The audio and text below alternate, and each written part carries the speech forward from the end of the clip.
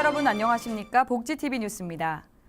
대한민국 최대 장애인 문화예술축제가 광화문 광장에서 열렸습니다. 스웨덴 가스펠 가수 레나 마리아와 의수화가 석창호 등 다채로운 공연과 전시 체험들로 이뤄진 그 찬란한 여정을 조건혁 아나운서가 전합니다. 장애인들의 잠재적 가능성, 열린 접근성, 활기찬 역동성을 주제로 장애인과 비장애인이 예술로 함께한다는 의미의 A+ 페스티벌이 성황리에 막을 내렸습니다.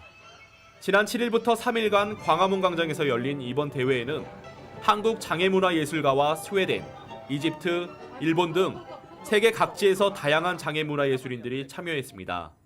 스웨덴의 가스펠 가수 레나 마리아의 공연과 함께 막을 올린 축제에는 2개의 스테이지에서 국악과 성악, 대중음악과 클래식, 무용 등 다양한 공연이 진행됐습니다. 이 광화문이라는 공간에서 울려 퍼진 장애문화 예술인들의 예술의 이 혼들이 조금 더 많은 전국적으로 퍼져 나갔으면 하는 생각도 가지고 있습니다. 또한 행사가 진행되는 동안 34개의 상시 부스가 운영됐습니다. 장애문화 축제인 만큼 휠체어 대여소도 운영됐으며 시각장애인의 전시품과 마음을 전하는 손글씨 체험 부스 등 행사 참가자들이 다채로운 경험을 할 수 있었습니다. 특히 이번 축제는 많은 사람들이 오가는 광화문에서 열려 다양한 대중들에게 장애 문화를 알릴 수 있는 계기가 됐습니다. 서울에 살면서 이렇게 장애인 문화예술축제를 볼 기회가 없었던 것 같은데요. 오늘 와서 보니까 시각장애인들이 악기 연주하는 걸 보고 정말 놀랐고요. 앞으로 이런 많은 행사가 있어서 다른 사람들이 장애인들도 우리와 별반 다른 게 없구나. 정말 똑같고 이렇게 연주도 할 수 있고 정말 우리보다 훨씬 잘하고 그런 걸 알 수 있고 그런 기회가 됐으면 좋겠습니다. 이번 축제는 다양한 볼거리와 즐길거리로 함께하며 막을 내렸습니다. 하지만 장애문화예술이 남긴 진한 여운과 감동은 우리의 관심으로 이어져 장애문화예술이 과거보다 더 많은 조명을 받는 계기가 됐길 바랍니다. 복지TV 뉴스 조건혁입니다. 한국판 아우슈비츠라고 불리는 형제 복지원 사건.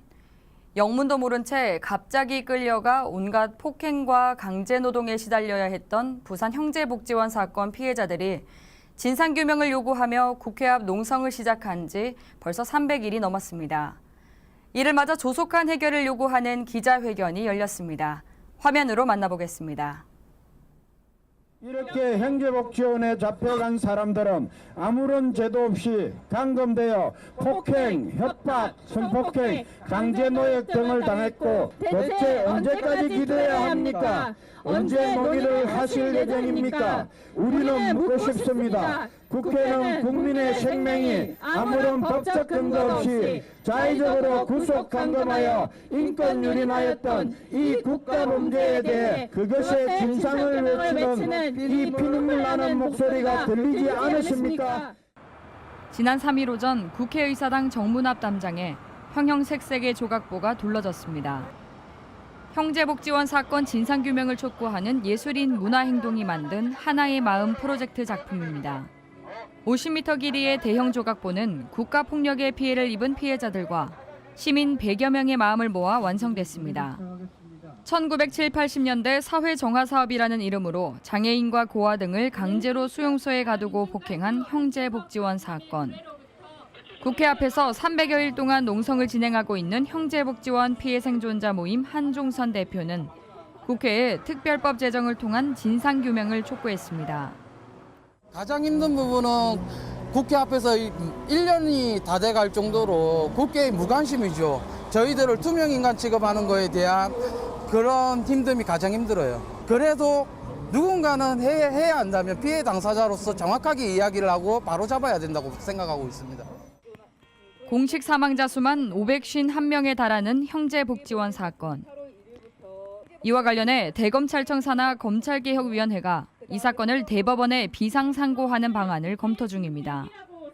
당시 형제복지원 사건을 수사했던 김용원 변호사는 수사 당시 대구고등법원에서 특수감금에 대해 2번이나 유죄 판결이 난 것을 대법원에서 무죄로 한 것은 잘못된 판결이라며 형제복지원 특별법이 아직까지 국회에서 잠자고 있는 상태라며 꼬집었습니다. 검찰의 비상선고를 통해서 이 대법원에서 판결이 이루어지기 전에 국회에서 입법적으로 해결을 하는 것이 가장 신속하고 올바른 해결책이 될 것이라 생각합니다. 국회는 더 이상 머뭇거리지 말고 이것은 인권의 문제이기 때문에 여당과 야당이 따로 있을 수가 없습니다. 국회에서 신속하게 합의로 이 특별법을 제정해 주실 것을 간곡하게 요청드리는 바입니다. 이상입니다. 비상상구로 30년 만에 형제복지원 사건에 대한 진상규명이 이루어질 수 있을지 귀추가 주목됩니다. 복지TV 뉴스 손자희입니다. 2018 인도네시아 장애인 아시아 경기 대회를 앞두고 선수들이 막바지 구슬땀을 흘리고 있는데요. 끊임없는 노력과 도전으로 대회를 준비하는 선수들을 정두리 기자가 만나봤습니다. 인도네시아 장애인 아시아 경기대회에 출전하는 우리 국가대표 선수단의 노력과 도전이 관심을 모으고 있습니다. 세 번째 아시아 경기대회 도전을 앞둔 김선미 선수는 4년 전 인천대회 이후 미래에 대한 고민으로 경기장을 떠났다 2년여 만인 지난해 초 다시 검을 잡았습니다.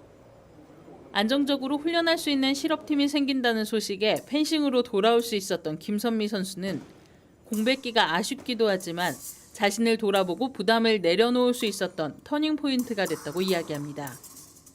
예전에는 단점에 집착을 많이 했던 것 같아요. 단점을 어떻게 보완할 수 있을까, 어떻게 단점이 없을 수 있을까 이런 생각을 많이 했는데 단점에 집착하는 것보다 내 장점에 집착해서 그걸 더 극대화하는 게 낫겠구나라는 생각이 스치더라고요. 상대 칼을 밀어내고 제 타켓 범위 밖으로 밀쳐내고 그다음에 돌아가서 찌르는 거예요. 그게 제가 제일 잘한 주특기? 네. 특히 펜싱팀의 유일한 여자 선수인 김선미 선수는 남자 선수들과의 훈련으로 특유의 빠르고 힘있는 공격 기술을 앞세워 메달을 바라보고 있습니다. 힘들 때 있죠. 우선 여자랑 남자랑 타이밍이 다르고 힘이 다르고 그런 걸 극복해야 되니까 근데 또 세계 무대 생각하면 이걸 극복하는 게 맞는 거거든요. 세계 최강이라 불리는 보치아 대표팀에는 새로운 얼굴들이 투입된 가운데 고등학교 3학년 원석법 선수가 첫 종합 국제대회 데뷔를 앞두고 있습니다. 아직 젊기 때문에 파워 있는 플레이로 이제 하고요. 근데 아직까지 다른 선수들에 비해서 이제 응용하는 것이나 크게 다음 수를 읽는 게 아직까지는 조금 부족한 면이 있어요. 중학교를 진학한 뒤 보치아를 추천했던 김상호 교사와 함께 국가대표팀에 합류한 원석법 선수는 꿈나무 선수로 선발돼 훈련하다 지난해 처음 국가대표로 발탁돼 같은 해 두바이 지역 오픈 대회 BC4에서 1위를 차지한 떠오르는 신예 선수입니다. 경기 영상을 통해서 이제 경기 분석을 하고 또 투구 자세가 어땠는지 그것도 분석을 하면서 훈련을 하고 있습니다. 끊임없는 노력과 새로운 도전으로 태극마크를 단 국가대표 선수들의 모습은 10월 6일 시작되는 인도네시아 장애인 아시아 경기대회에서 만날 수 있습니다. 복지TV 뉴스 정두리입니다. 복지TV와 국민연금공단이 장애인에 대한 인식 개선과 권익 증진을 위한 협약식을 가졌습니다.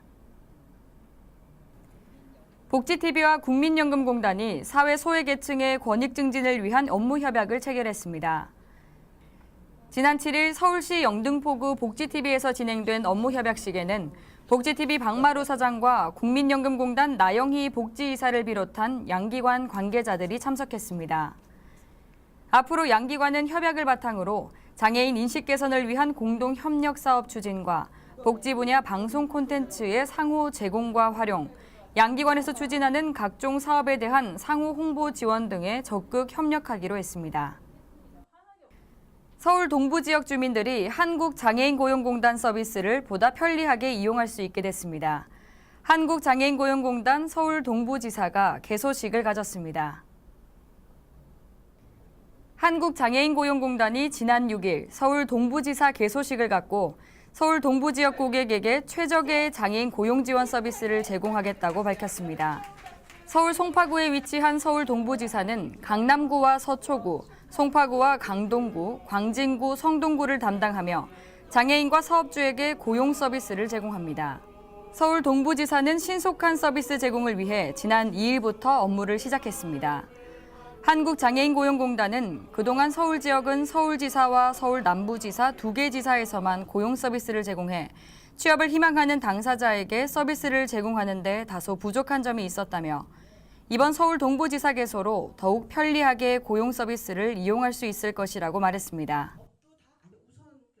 자신이 사는 동네에 복지를 직접 만들고 실현할 수 있다면 훨씬 만족스러운 생활을 할 수 있겠죠. 반포종합사회복지관이 주민이 직접 만드는 복지를 위한 주민공청회를 열었습니다. 어떤 아이디어가 선정됐을지 화면을 통해 알아보겠습니다. 주민이 주체가 되는 행복한 상상 주민공청회가 지난 5일 반포종합사회복지관 5층 강당에서 열렸습니다. 이번 행사는 반포종합사회복지관 5개년 운영계획 수립을 위한 함께 이룬 프로젝트의 일환으로 진행됐습니다.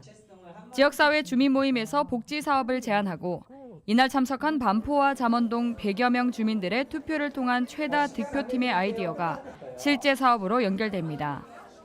지난 6월 달에 저희가 이제 주민 반상회를 통해서 소통을 했고 오늘 이제 주민 공청회를 통해서 의견들을 좀 나눈 상황인데 12월 달에 가서 그것들을 일정 부분 추진위원회라고 구성을 해서 의견들을 좀 더 다듬고 또 지원해야 될 예산이 있는지를 살피고 또 내년 계획에 작은 일부터 반영을 해서 향후 5년 동안 이렇게 좀 살을 찌워가는 그런 노력들을 하겠습니다.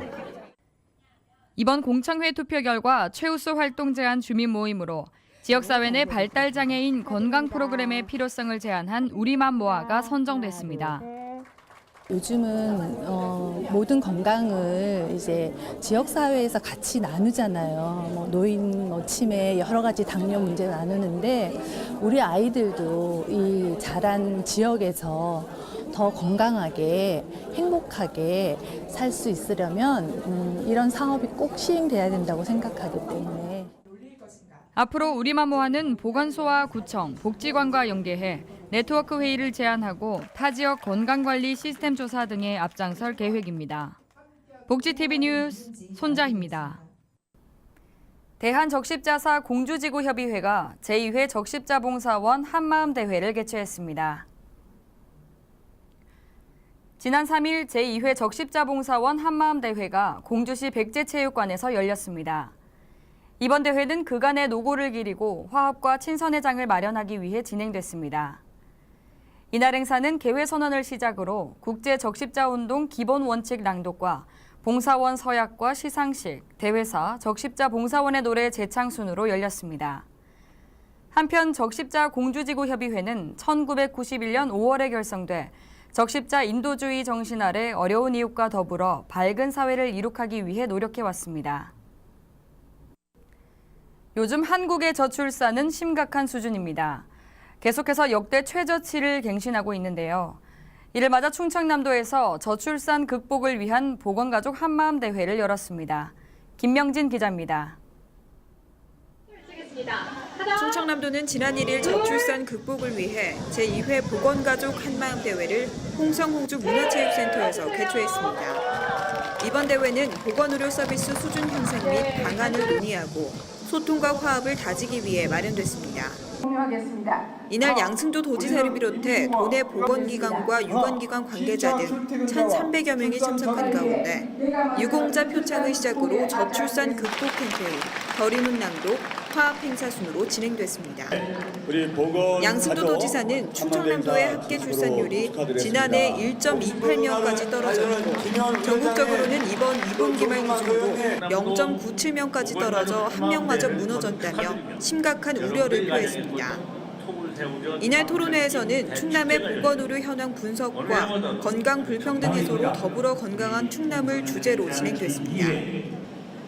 한편 충청남도는 지난달 31일 홍성군 보건소 대회의실에서 15개 시군 보건소와 보건의료 분야별 전문가 등 200여 명이 참석한 가운데 보건정책 발전 토론회와 재난현장 응급의료 강화 훈련을 실시했습니다. 복지TV 뉴스 김명진입니다. 대전시에서 9월 10일 자살 예방의 날을 기념해 행사를 열었습니다. 대전시가 대전정신건강복지센터와 함께 지난 8일 유성구 청소년 수련관에서 시민들이 참여한 가운데 생명사랑 도전 골든벨 행사를 진행했습니다. 이번 행사는 자살 예방의 날을 기념하고 퀴즈 대회를 통해 대전광역 시민들에게 자살 예방과 정신건강에 대한 올바른 정보를 제공하기 위해 마련됐습니다. 여성들의 사회적 지위가 점차 높아지고 있는 추세에 발맞춰 순천에서 전남 동북권 여성 일자리 박람회가 개최됐습니다. 허가한 기자가 보도합니다. 갈수록 취약해지는 여성 일자리 문제 해결을 위해 민관이 협력한 2018 전남 여성 일자리 박람회가 열려 양성평등 사회 구현에 기여했습니다. 200곳이 넘는 구인업체가 순천 팔마실내체육관에 모여 경력 단절, 중장년층, 학생 등 다양한 여성들에게 적합한 일자리 정보를 제공해 취업 매칭률을 높일 수 있도록 준비됐습니다. 여성에게는 취업과 창업의 기회를, 기업에는 유능한 여성인재 채용 기회를 제공하기 위해 마련된 이번 박람회는 기업과 여성인재를 연결해주는 만남의 장이 됐습니다. 네, 여기는 팔마체육관인데요. 오늘 여기서 여성 일자리 박람회를 개최하고 있습니다. 우리 여성 일자리 박람회는 청년층 여성들과 경력 단절된 여성들의 취업을 돕고 있는데요. 매년 개최를 하고 있습니다. 오늘 특별히 66개 이렇게 기업체에서 참여를 하고 있고요. 1,700여 시민들이 같이 참여를 하고 있습니다. 오늘 이 행사로 인해서 많은 여성들의 일자리가 창출되었으면 좋겠습니다. 국가 경쟁력을 높이는 핵심 전략으로 여성 인력의 활용이 부상하고 있는 요즘, 구인난 속 구직난의 악순환이 해결돼 고용복지와 여성복지가 동시에 향상되는 효과가 기대됩니다. 우리나라 여성의 경제활동 참여율이 매년 OECD 최하위권을 기록하고 있는 가운데 단편적인 취업 연계가 아닌 보다 실효성 있는 정책이 마련되기를 바랍니다. 복지TV 뉴스 허가은입니다. 여수소방서가 의용소방대 기술 경연대회를 열었습니다. 허가은 기자가 현장에 다녀왔습니다. 유비무환의 자세로 지역을 지키는 의용소방대원들이 산불이 발생하기 쉬운 건기를 앞두고 자긍심과 사명감을 높이는 자리를 가졌습니다. 화창한 가을 하늘 아래 남해화학 사택운동장에서 열린 2018 의용소방대 기술경연 및 한마음 대축제에서 소방대원들은 성적을 떠나 상호 간의 우위를 다지고 서로를 격려했습니다. 지역 주민들 중 지원을 받아 비상근으로 근무하는 의용소방대는 평상시 생업에 종사하다가 소방활동상 필요한 때에 출동해 소방 업무를 보조하는 자발적인 민간봉사단체입니다. 우리 의용소방대 단체는 지역민 화재 및 산불 예방에 기여하는 데 큰 임무가 있습니다. 그래서 항상 그 기술을 연마하는데 오늘 이 자리는 그 기술을 실력을 발휘하고 각 상호 간의 화목과 친목을 도모하면서 한마음 한뜻이 되어 즐거운 마음으로 오늘 하루를 즐겁게 보낼 수 있도록 마련한 장소입니다. 참가자들은 소방 호수 끌기, 방화복 착용 등의 시합을 통해 그동안 연마해온 기술을 선보였고 이후 이어진 한마음 대축제를 통해 소속감을 느끼며 하나가 된 화합의 시간을 보냈습니다. 지역의 안보를 위해 노력하시는 대원들의 노고에 감사드리고 이번 대회를 통해 향상된 재난 대응 능력으로 시민들의 안전복지에 한층 더 기여하기를 바랍니다. 복지TV 뉴스 허가은입니다. 요즘은 삶 속에서 소소한 행복을 찾으려는 움직임이 많은데요. 매달 마지막 수요일인 문화가 있는 날을 맞아 청주에서도 다채로운 행사가 열렸습니다. 이재현 기자입니다. 빵과 음료 등 먹거리와 액세서리, 책 등 볼거리가 가득한 이곳은 충북 청주의 중앙공원입니다. 매달 마지막 주 수요일은 문화가 있는 날인데요. 지난 2014년 문화체육관광부가 국민들이 다양한 문화시설을 보다 쉽게 접할 수 있도록 지정한 날입니다. 문화체육관광부가 주최하고 청주 성안길 상점가 상인회가 협력해 충북 청주에서도 다채로운 문화행사가 펼쳐졌습니다. 이번 행사는 음악이 있는 숲속 책방이라는 주제로 동네 책방을 운영하는 지역민이 직접 판매하는 독립 출판물을 접할 수 있었는데요. 청주중앙공원의 이야기를 함께 들어봤습니다. 중앙공원 안에는 여러분들이 지금 보시고 계시지만 망선루, 그 육각수라고 조금 더 나가면 영프라자 앞에 철당간 국보 41호가 있고요. 라고 뒤로 가면은 청주시청 제2청사에 거기에 동원이 있습니다. 그 옆에는 또 객사가 붙여져 있고 이 성 안에 있는 모든 문화재와 역사적 유산적인 가치 그리고 상업적인 가치가 성안길의 중앙공원에 다 모여 있습니다. 또한 청년들이 지역 특산물로 만든 고소한 빵 먹거리와 지역 음악인들이 펼치는 연주회를 비롯해 청주중앙공원의 숨겨진 이야기를 전해주는 전문 안내원의 해설 등 다양한 행사로 구성됐습니다. 오늘 정말 와보니까 친환경적이고 또 유기농에 가깝고 우리 젊은이들이 다 제빵사가 돼가지고 만드는 거기 때문에 더더욱 마음에 와닿고 또 맛있을 것 같습니다. 이런 행사가 앞으로도 자주 있어서 그야말로 지역 청소년 문화 또 지역 소상공인의 어떤 그 발전 더불어서 우리 그 청주시 충청북도의 경제 발전으로 이어졌으면 좋겠습니다. 한편 문화가 있는 날은 전국에서 2,500여 개의 문화 행사가 열리고 있으며 청주중앙공원은 시민들의 휴식처로 시민을 위한 각종 음악회와 발표회가 열리고 있습니다. 복지TV 뉴스 이재현입니다.